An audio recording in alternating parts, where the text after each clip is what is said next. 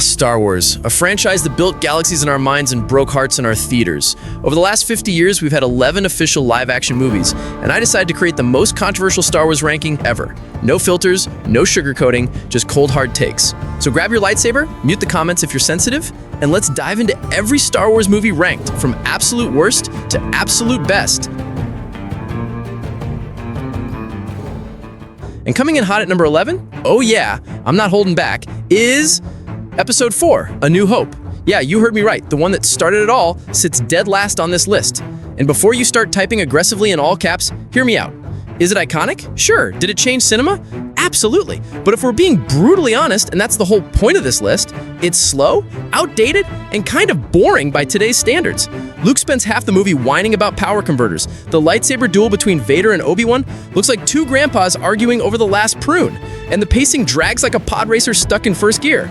It gets a ton of points for nostalgia and cultural impact, but in terms of sheer watchability and entertainment value today, it just doesn't hold up compared to the rest of the saga. I respect it, I appreciate it, but I'm not going to pretend I enjoy rewatching it more than the others. So yeah, number 11 goes to the classic, but classics can still collect dust.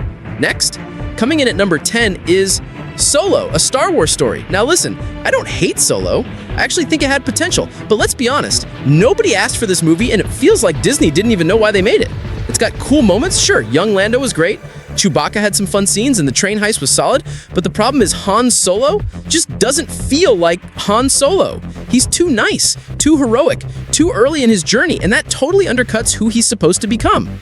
Also, the movie tries so hard to explain every little detail about Han's life, from how he got his name, to how he met Chewie, to how he got his blaster.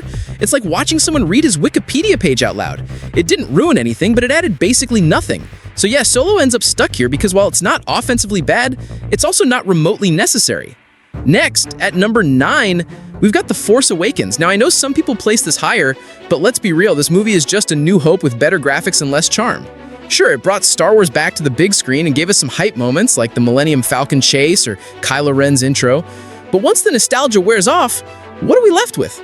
A rehashed plot? A Death Star that's now just a death planet? And a main character who becomes a god-tier Jedi overnight without breaking a sweat? Finn had so much potential and they turned him into comic relief. Poe was cool but underused, and don't even get me started on Snoke. The guy was hyped like the next Emperor and then got cut in half like a cheap boss fight. The Force Awakens isn't terrible, but it's safe, predictable, and painfully unoriginal. Next, number 8, Attack of the Clones. Now this one is a mess, and I'm not sugarcoating it. The dialogue is cringe, the romance between Anakin and Padme is awkward at best, and the CGI looks like a bad video game cutscene that never ends. But here's the thing, despite all that, the movie does add depth to the galaxy. It shows us the political decay, the rise of the clones, and the cracks forming in the Jedi. Ewan McGregor as Obi-Wan actually carries a lot of the movie, and there are some cool action scenes like the battle on Geonosis. The problem is the movie can't decide if it's a political thriller, a love story, or a space war epic, and ends up being a confusing jumble of all three. It's flawed, but not a total disaster.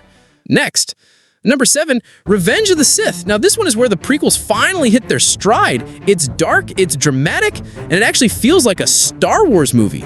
Anakin's fall to the dark side is heartbreaking, and Hayden Christensen gives his best performance. The political intrigue ramps up, the Clone Wars escalate, and the visuals are some of the best in the saga. Plus, the Order 66 scene is one of the most powerful moments in all of cinema. However, the movie isn't perfect, the dialogue can still be awkward, and some character motivations feel rushed. But overall, this is the prequel trilogy at its peak, and deserves all the praise it gets. Number 6, Rogue One. Now, Rogue One is a wild card. It's gritty, it's dark, and it doesn't pull any punches. It's basically a war movie disguised as Star Wars, and I love that.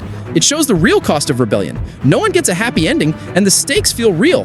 The characters are flawed but interesting, and Diego Luna as Cassian Andor really shines. Plus, that Darth Vader hallway scene is iconic, pure hype. But the pacing is uneven at times, and some side characters get lost in the shuffle. So it's not perfect, but definitely a fresh breath for the franchise. Number 5, Return of the Jedi. Now this one's nostalgic but also flawed. The Ewoks divide fans like no other. Some love them, some hate them, but they do serve a purpose in the story. The final showdown between Luke and Vader is epic and emotionally satisfying, but the movie drags a bit in the middle and some plot points feel rushed. It's a solid conclusion, but not the pinnacle of the saga. Number 4, The Last Jedi. Now, this one is polarizing, but hear me out. It shakes up expectations in ways that many hated, but I think it's a bold move. Yes, Luke's characterization is controversial, but it adds complexity to his arc. The movie has stunning visuals and some of the best action scenes in the series. That said, it's uneven in some subplots like Rose's mission feel pointless, but I respect the risks it took. Number 3, The Rise of Skywalker. Now, this movie tried to fix a lot, but ended up feeling like a mess. It crammed too much fan service and plot twists into a short runtime. Rey being the chosen one again felt lazy, and the return of Palpatine was poorly explained. The pacing was frantic, and the emotional moments fell flat. It's a disappointing end to the sequel trilogy, but I'll give it points for effort. Number 2, New Hope. Now wait, before you freak out. Yes, I know I already said it's number 11, but hear me out. There's a reason it's so low and a reason it's still beloved. It started it all and set the foundation for everything that followed. Without it, none of this would exist. But if you're watching for pure entertainment value, it's tough to sit through compared to the rest of the saga. So, it's a complicated spot. Number 1, Empire Strikes Back. And yes, I know this is the fan favorite and probably the one you expected. It's got everything: great character development, a darker tone, and one of the best plot twists in cinematic history. It builds on the originals and deepens the story. Plus, that cliffhanger ending leaves you desperate for more. It's not perfect, but it's the pinnacle of Star Wars storytelling. And that's why it's number 1, period. And that's the list. The most controversial Star Wars ranking you'll find anywhere. Some choices will make you angry. Some might even make you question your fandom. But that's the point. Star Wars means different things to different people, and no ranking will ever be perfect. Thanks for sticking around. May the Force be with you. Always.